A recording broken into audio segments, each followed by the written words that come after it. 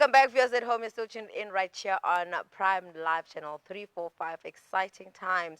We're about to have a very interesting conversation, and I'm joined by Ismail Moola, an activist from the International Freedom Flotilla Coalition. And he joins us with an urgent update on the Freedom Flotilla Coalition's Handala aid ship, which was recently intercepted by the Israeli military in international waters while on its humanitarian mission to break the illegal blockade on Palestinians in Gaza.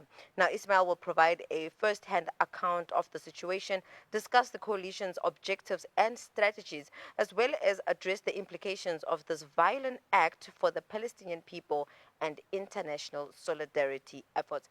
Assalamu alaikum. Jazakallah so much for joining us, Mr. Mullah. Wa alaikum salam wa rahmatullahi wa barakatuh. It's a pleasure to be on your program. We know and understand that the plight of the Palestinians are close to the hearts of all of us here in South Africa. So we are very happy to be part of your program. Jazakallah. Afwan. And just to kickstart our conversation, I mean, we've all heard about the Handala aid ship, but can you provide us with a more detailed account of what exactly transpired? Yeah, so, as the Freedom Flotilla Coalition, I mean, we've been doing this now from 2008. So we are very familiar in terms of the tactics and what to expect when we board an attempt to break the siege of Gaza. As you are aware, the interception that took place on Saturday night was expected from our side. Whenever our ships come within the 100 nautical mile zone of Gaza, we are intercepted. For us, the attack on the Conscience, which was a ship that we were planning to launch in May, that caught us by surprise because that ship was attacked by drones almost 2,000 kilometers away in the port in Malta. So that to us was something that was very surprising. It never happened before. What happened to the Madeleine and what happened to Handala is well within our expectations. So as usual, we knew that there were going to be an interception within the zone, and our people were prepared. We give them a thorough non-violence training. Remember, the people that are going to board us are special forces. Our participants are civilians. They have no military background, so they're not going to be any way that they can resist, and they just are subservient.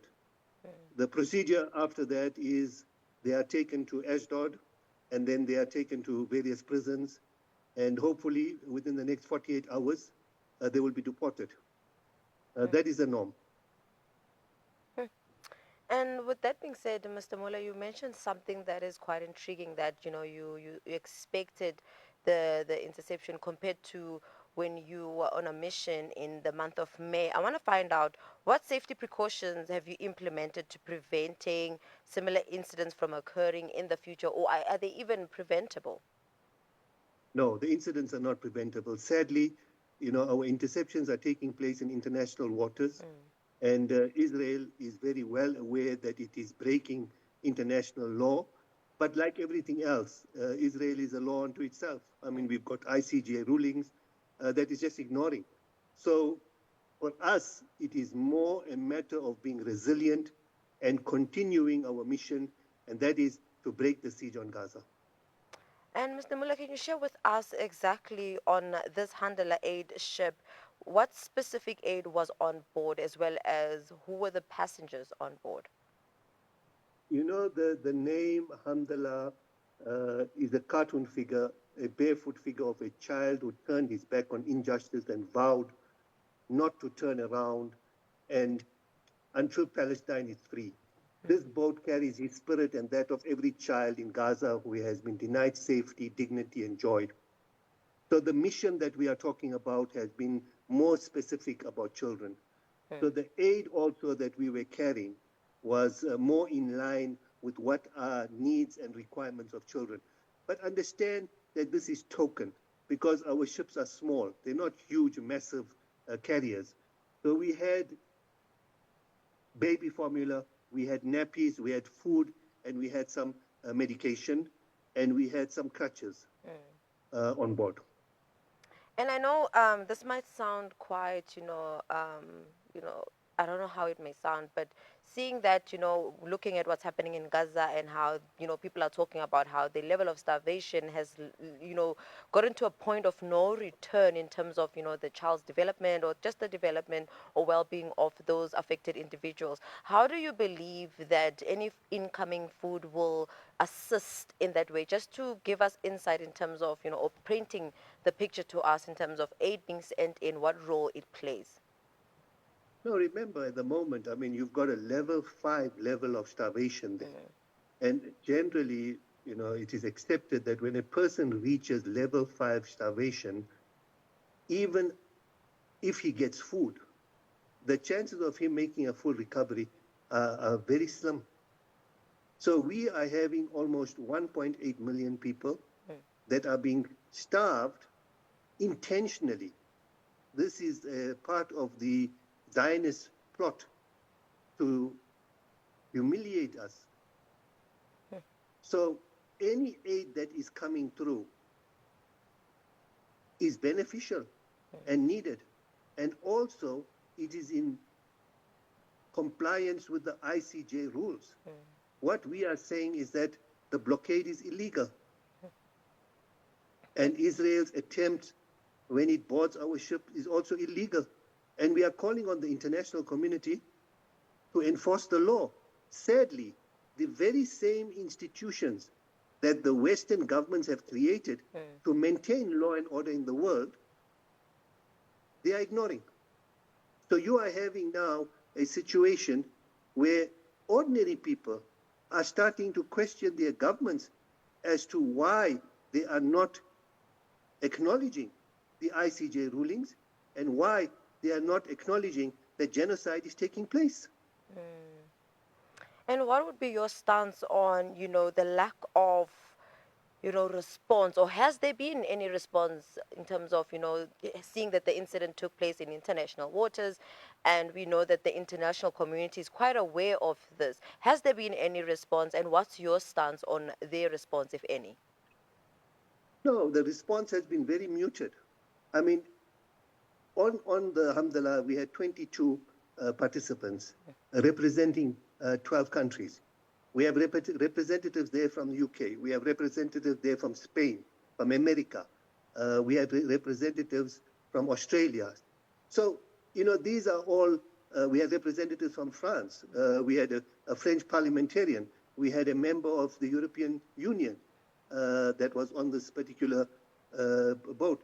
And yet, these countries are not doing anything constructive in order to protect their own citizens. And that's the sad reality. The reality is that the governments have estranged themselves from the legal rights of international law. And seeing that this coalition is truly driven and fueled by resilience, I just want to find out from you, Mr. Moola, do you believe that since its inception it has evolved? If so, in what way? Well, look at the support that we are getting. It's unprecedented. After the attack on the Conscience, when we were planning the next mission, which was Madeleine, the amount of volunteers that were preparing to come on board and were prepared to sacrifice their lives, we've never had such a response. It's the same thing with the Handala mission. The moment we put it out on our website that we are sailing again, we were inundated with people from all walks of life, from all parts of the world, who were willing to practically sacrifice their lives in order to show support in our mission to break the siege. So we have grown from strength to strength. And if you look at our social media pages and if you look at our followers, the numbers are unprecedented.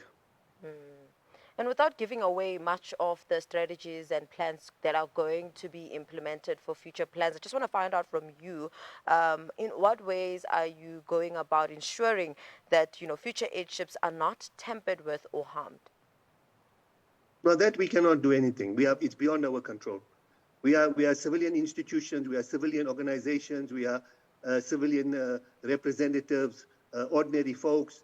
We don't have that kind of capacity, and that's not the way we want to go. We want to demonstrate that we are totally, totally non-violent, And all we want to do is highlight that the blockade is illegal, and all we are trying to do is break the siege.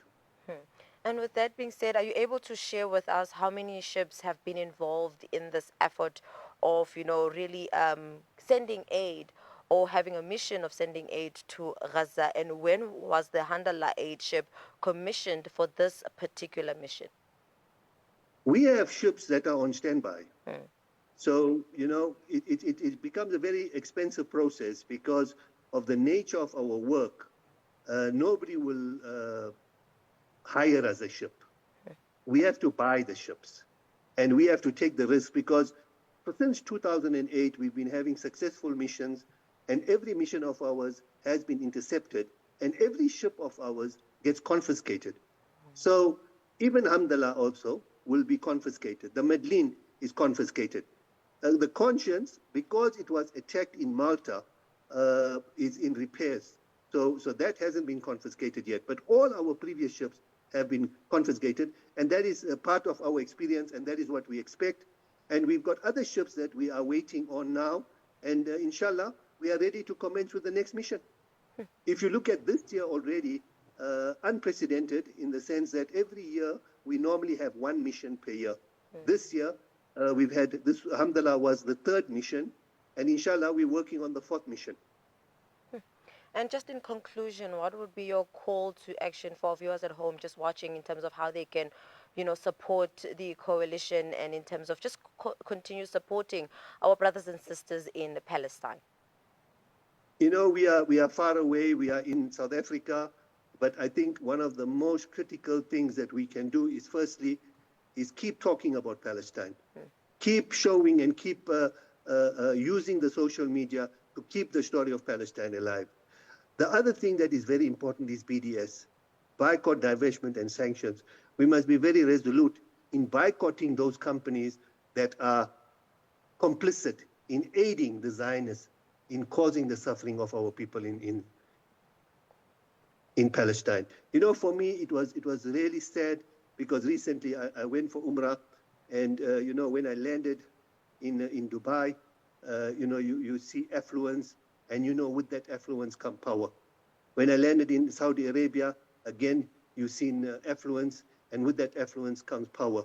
It was really sad for me that, both these institutions, both these countries are paralyzed in the sense that they could not even, or they cannot even give a bottle of water to our brothers and sisters that are suffering in Gaza. It was very sad for me to come to that reality.